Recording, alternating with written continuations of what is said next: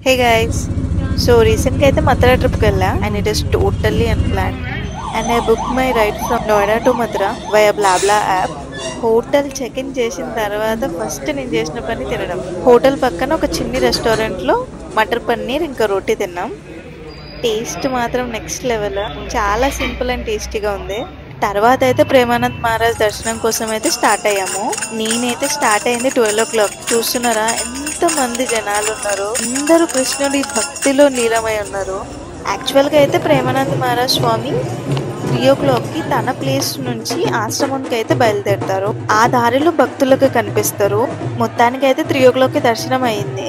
తర్వాత అయితే రిటర్న్ హోటల్కి వెళ్ళాం. కొంచెం సేపు రెస్ట్ తీసుకొని మార్నింగ్ 7కి అయితే భాగ్య బిహారీ టెంపుల్కి అయితే స్టార్ట్ అయ్యాము. బాబోయ్, ఇక్కడైతే చాలానే క్రౌడ్ ఉండే.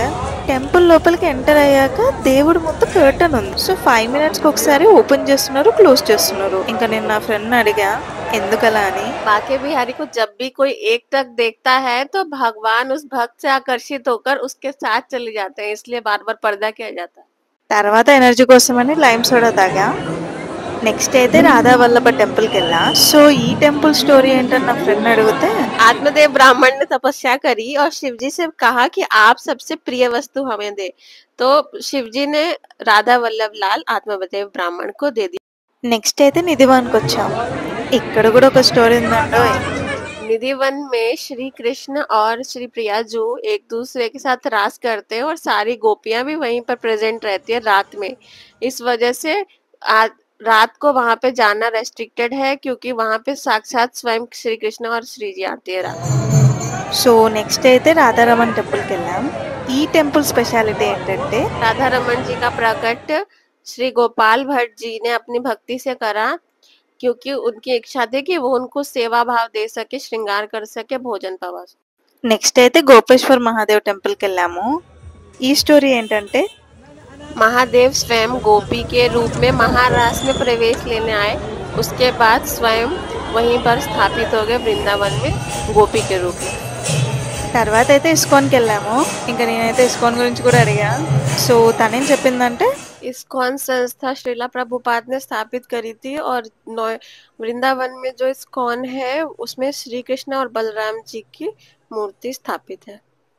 నాకైతే ఇస్కాన్లో బెస్ట్ పార్ట్ ఏంటో తెలుసా, అన్ని బాధలు మర్చిపోయి శ్రీకృష్ణుని నామం తలుచుకుని భక్తితో లీనమవుతారు. ఎన్ని బాధలు ఉన్నా సరే తన వెంట శ్రీకృష్ణుడు ఉన్నాడు అనే నమ్మకం, ఏమైనా సరే అది శ్రీకృష్ణుడి నిర్ణయం అనే నమ్మకంతో ఉంటారు.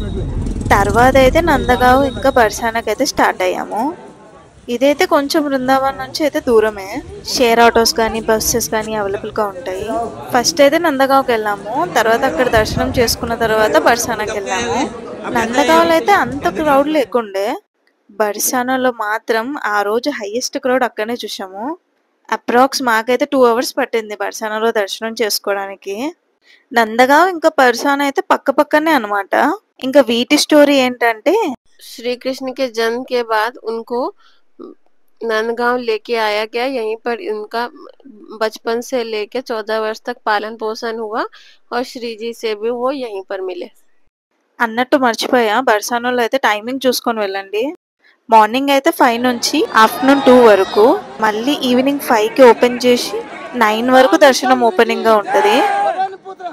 ఇఫ్ ఇన్ కేస్ క్రౌడ్ ఎక్కువ ఉంటే మాత్రం చాలా జాగ్రత్తగా వెళ్ళండి. చాలా అంటే చాలా రష్ ఉంటుంది ఇక్కడైతే. మొత్తానికైతే రాధమ్మ దర్శనం అయిపోయింది. తర్వాత బర్సానా నుంచి నోయిడా వరకు బ్లాబ్లా రైడ్ అయితే బుక్ చేసుకున్నాము. బుక్ చేసుకునే ముందు అయితే డ్రైవర్ వెరిఫైడా కాదా ముందే చెక్ చేయండి. One thing I want to say, మథురాకి అయితే అట్లీస్ట్ ఒక్కసారైనా వెళ్ళండి. ఎందుకంటే మథురాకి వచ్చాకనే అర్థమైంది, he's not just a god of past.